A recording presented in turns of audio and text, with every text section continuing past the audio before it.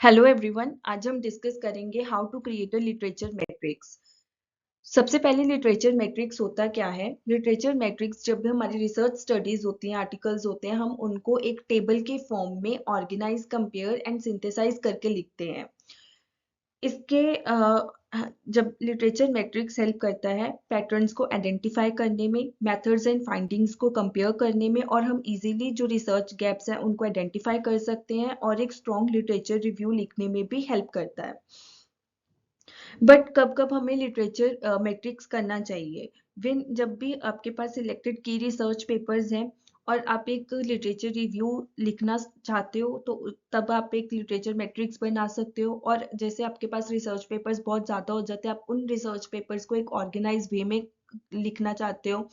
और कई बार क्या होता है कि जब हमारे पास रिसर्च पेपर बहुत ज़्यादा हो जाते हैं, तब हमारे पास इंफॉर्मेशन बहुत ज़्यादा हो जाती है, जिससे हम कंफ्यूज हो जाते हैं। बट एक टेबल में जब हमारे पास समराइज वे में एक रिसर्च पेपर्स होंगे, तब हम उससे इजीली समझ सकते हैं कि क्या क्या पेपर्स में था। Why use a literature matrix? अब हमें लिटरेचर मैट्रिक्स क्यों यूज करना चाहिए? क्योंकि ये रीड पेपर सिस्टमेटिकली, हम इसकी हेल्प से सिस्टमेटिकली पेपर्स को रीड कर सकते हैं, और जो भी रेपिटेटिव समरीज हैं उनको हम अवॉइड कर सकते हैं, कंपेयर कर सकते हैं स्टडीज को साइड बाय साइड, और जो भी ट्रेंड्स, गैप्स, डिबेट्स हैं रिसर्च पेपर में उनको आइडेंटिफाई कर सकते हैं। एंड ऑब्वियसली जब भी हम लिटरेचर रिव्यू लिखेंगे, तब ये हमारा टाइम को सेव करता है। It helps in identify patterns, compare methods and findings, detect research gaps, and write a strong literature review. Basic columns क्या होने चाहिए आपके लिटरेचर मैट्रिक्स के? जैसे आप इसमें ऐड कर सकते हो ऑथर्स एंड ईयर, कि कौन कौन से ऑथर्स हैं और किस ईयर में पेपर लिखा गया है, और उस स्टडी का टाइटल क्या है, रिसर्च ऑब्जेक्टिव्स क्या है, रिसर्च मेथड क्या यूज किया गया है, क्वालिटेटिव, क्वांटिटेटिव और मिक्स्ड, कौन सा मेथड उन्होंने अपनी स्टडी में अप्लाई किया है, सैंपल साइज उन्होंने कितना लिया है, डाटा कलेक्शन टूल्स क्या है, की फाइंडिंग्स, लिमिटेशंस, रिसर्च गैप। तो इस तरह से आप अपनी एक्सेल शीट में या जिसमें भी आप कंफर्टेबल हो, और या फिर आप वर्ड में टेबल बना करके पूरी रिसर्च पेपर्स की इंफॉर्मेशन इकट्ठी करके लिखते हो। How to create? अब इसको हमें क्रिएट कैसे करना चाहिए? सबसे पहला स्टेप है आपका कलेक्ट रेलिवेंट रिसर्च पेपर्स। हमेशा जो भी रेलिवेंट रिसर्च पेपर्स है उनको कलेक्ट करो। गूगल स्कॉलर से देखो, Scopus, web of science, PubMed, जो भी डाटाबेसेस, अच्छे डाटाबेसेस है, वहां से आप अपने रिसर्च पेपर्स को कलेक्ट करो। और जो भी रिसेंट एंड रेलिवेंट स्टडीज है उन्हीं को सिलेक्ट करना चाहिए। और जब आपके पास रिसर्च पेपर्स बहुत ज्यादा हो जाते हैं ना, अगर उनको आप एक प्रॉपर डाउनलोड होने के बाद प्रॉपर नेमिंग नहीं दोगे, तो आप खुद ही कंफ्यूज हो जाओगे। उनके एक प्रॉपर नेम दो फाइल्स को। Next, decide the matrix format. जब भी आपको मैट्रिक्स बनानी है, तो उसका फॉर्मेट डिसाइड करो कि आपको एक्सेल में बनानी है, गूगल शीट में बनानी है, वर्ड में बनानी है। It's totally depend on to you. वैसे एक्सेल में ही ज्यादा कंफर्टेबल रहता है, तो आप ट्राई करो कि एक्सेल में ही बनाना। Create column headings. अब जैसे कॉलम स्ट्रक्चर आपका क्या आना चाहिए, मैंने आपको पहले भी बताया, जैसे आप authors, objective, method, sample, tools की फाइंडिंग्स, लिमिटेशंस, गैप, इन सब चीजों को इंक्लूड कर सकते हो। Read paper strategically. कभी भी फुल पेपर रीड नहीं करना है। मीन अब्स्ट्रैक्ट देखो सबसे पहले, फिर इंट्रोडक्शन देखो, और मेथोडोलॉजी देखो क्या अप्लाई की गई है उन्होंने, और उसके बाद रिजल्ट्स एंड कंक्लूजन देखो, फ्यूचर रिसर्च डायरेक्शंस क्या है। ये सब इंपॉर्टेंट पॉइंट्स होते हैं। कभी भी आप उसमें पूरा पेपर रीड करने नहीं बैठ जाना कि हाँ हमें प्रॉपर पूरा पेपर रीड करना है, ऐसे नहीं होना चाहिए।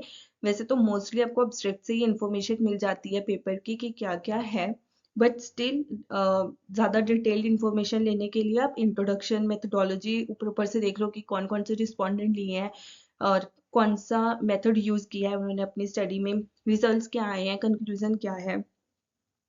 उसके बाद आता है fill the matrix row by row.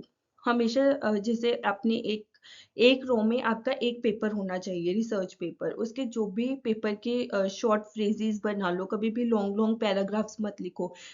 हमेशा ट्राई करो कि उसको शॉर्ट फ्रेजेस में लिखो। Use keywords and bullet points. Keywords देखो क्या है, और मोस्टली बुलेट पॉइंट्स लगाओ, जिससे आपको पता चल जाए कि एक एक पॉइंट आपको क्लियर हो। राइट। उसके बाद जैसे मैं आपको एक सैंपल दिखाती हूँ, जैसे ये है ऑथर, ऑब्जेक्टिव, मेथड, सैंपल की फाइंडिंग्स, रिसर्च गैप, और इसमें जो भी आपको लगता है कि ये यूजफुल इंफॉर्मेशन है रिसर्च पेपर में और आपको ये नोट करनी है, तो आप ऊपर पहले ही अपने हेडिंग्स बना करके चलो और नीचे उसको फिल करते जाओ। जैसे ये है, इन्होंने किया है कि ऑथर्स का नाम लिखा, फिर उसके बाद ईयर कि किस ईयर में स्टडी की हुई है, टाइटल क्या है रिसर्च पेपर का, और उन्होंने कौन से टाइप की स्टडी की है, क्वालिटेटिव है कि क्वालिटेटिव में केस स्टडी है, और एडिशनल डिस्क्रिप्शन क्या है, की फाइंडिंग्स क्या है। ये तो चलो नर्सिंग लीडरशिप एंड कॉम्पिटेंसीज का पेपर है तो उन्होंने उस अकॉर्डिंग लिख रखा है। जिस जिस पे टॉपिक पे आप रिसर्च कर रहे हो आप उस अकॉर्डिंग लिख सकते हो। रिकमेंडेशंस और कंक्लूजन्स क्या है, तो आप ऐसे रो बाय रो एक एक पेपर को लिख सकते हो। अगेन ये देखो इन्होंने लिखा हुआ है author, title, journal, year published, purpose, problem, object, aims क्या है, स्टडी डिजाइन क्या है, sample, data collection, measure, analysis and outcomes, strength and limitations, और जो भी उसमें भी ज्यादा जो इनको हाईलाइट करना उन्होंने हाईलाइट कर रखे हैं अपने पॉइंट्स को, तो इससे इजीली आपको चीजें आइडेंटिफाई हो जाएंगी। जब भी आप लिटरेचर रिव्यू लिखना चाहोगे तो आपको इजीली पता चल जाएगा कि ठीक है कि इसमें ये चीजें इंपॉर्टेंट है, राइट। कभी भी ये गलतियां नहीं होनी चाहिए कि आप पूरा पूरा पैराग्राफ लिख रहे हो एक ही सेल में, ठीक है, या फिर आप कॉपी पेस्ट कर रहे हो पेपर से, आपने क्या किया वहां से कॉपी करके चलो एक्सेल शीट में पेस्ट कर दिया, तो उसका तो कोई फायदा ही नहीं है। मैट्रिक्स आप इसलिए बनाते हो कि वो आपके लिए बहुत आगे जाके यूजफुल हो, आपको पूरा पूरा पेपर रीड ना करना पड़े, जस्ट आपको देख के पता चल जाए कि अच्छा इस पेपर में ये था, राइट।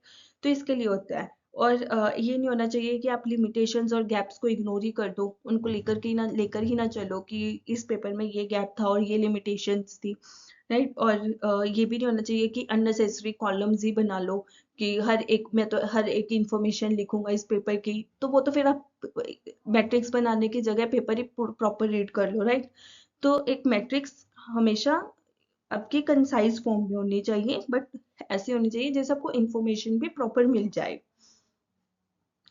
और आपके जैसे कलर कोडिंग्स यूज कर सकते हो आप थीम्स के लिए, राइट। अपडेट मैट्रिक्स, मैट्रिक्स को अपडेट करते रहो, और हमेशा अपना जो भी लिटरेचर मैट्रिक्स है उसको सिंपल एंड फ्लेक्सिबल फॉर्म में बना के चलो। सो लिटरेचर मैट्रिक्स एक टेबल ही नहीं होता है, एक थिंकिंग टूल होता है जिसको अगर आपकी मैट्रिक्स स्ट्रांग होगी तो आप एक लिटरेचर रिव्यू को बिल्कुल इजी वे में लिख सकते हो। होप सो आपको समझ आया होगा कि लिटरेचर मैट्रिक्स होता क्या है और इसकी इम्पोर्टेंस क्या है, हम इसको बना कैसे सकते हैं।